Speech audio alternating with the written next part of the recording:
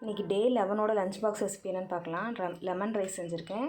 அடுத்து வந்து வாழைக்காய் பார்த்திங்கன்னா சிப்ஸ் மாதிரி. ஸோ காரமே இல்லை, லைட்டாக கொஞ்சோண்டு மிளகாத்தூள் மட்டும் தான் போட்டிருக்கு. அடுத்து ஸ்நாக்ஸுக்கு பார்த்திங்கன்னா பீனட் வந்து வேக வச்சு வச்சுருக்கேன்.